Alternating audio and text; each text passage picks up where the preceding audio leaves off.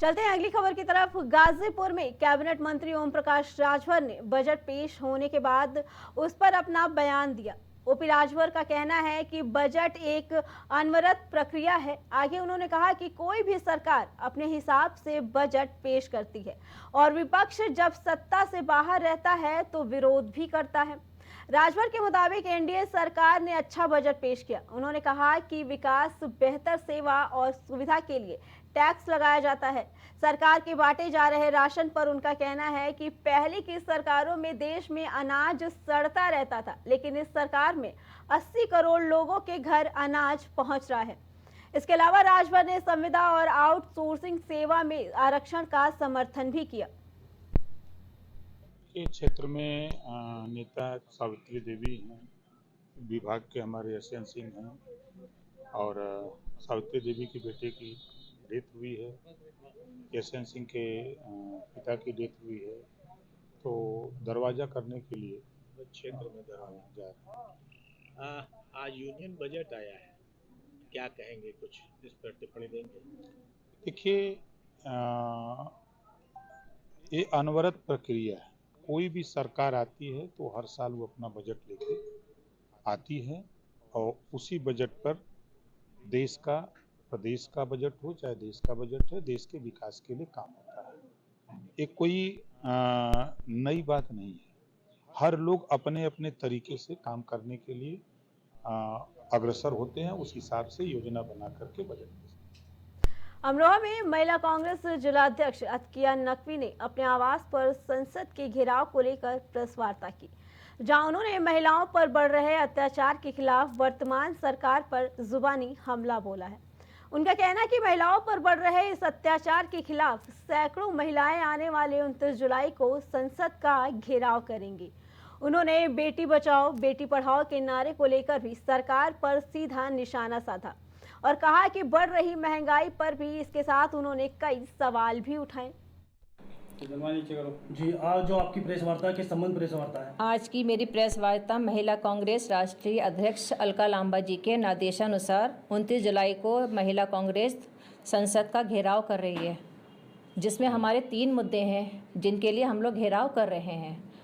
सारी ज़िले से महिलाएं वहां पहुंच रही हैं 29 जुलाई को और अमरोहा से भी 60 महिलाएं अमरोहा दिल्ली पहुंच रही हैं संसद का घेराव करने के लिए, जिसमें से हमारे जो है 3 मुद्दे हैं हमारे।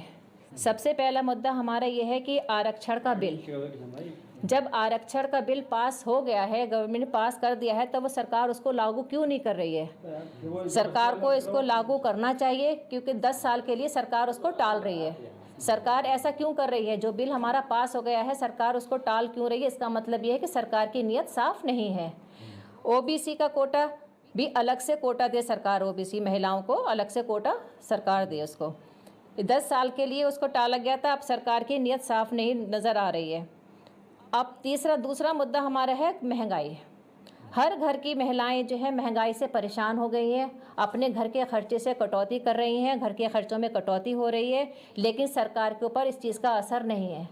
हर महिला परेशान है महंगाई से, कैसे खर्चा करे, कहाँ से क्या करेगी महिला खर्चे उठाना बहुत भारी पड़ रहे हैं इस टाइम महिलाओं को, लेकिन सरकार जो है उसके ऊपर एक्शन नहीं ले रही है।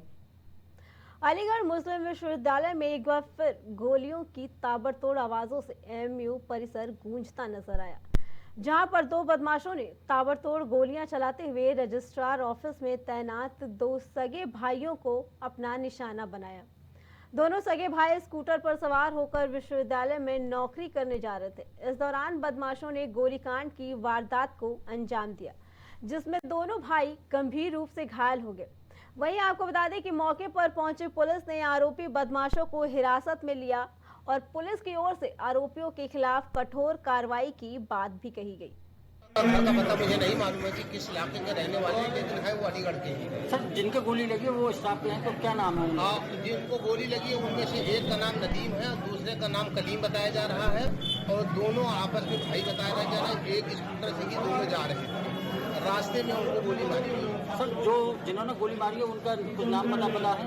नहीं, अभी उनका नाम पता हमको नहीं मालूम है, लेकिन चूंकि वो पुलिस की कस्टडी में आ गए हैं तो डेफिनेटली वो अपना नाम वो पता बताएंगे, सरकारी चीजें आ जाएंगी, लेकिन फिलहाल अभी हमको नहीं मालूम है। सर, कितने राउंड गोली मिली जिसमें 2 लोग जख्मी हो गए, दोनों को ही इलाज इलाज हेतु जेएनएमसी अस्पताल भर्ती करवाया गया।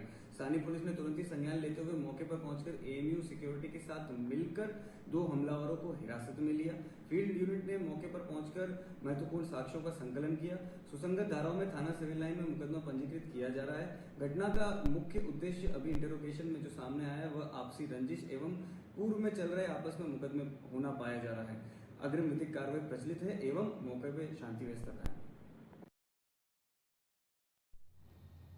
प्रतापगढ़ में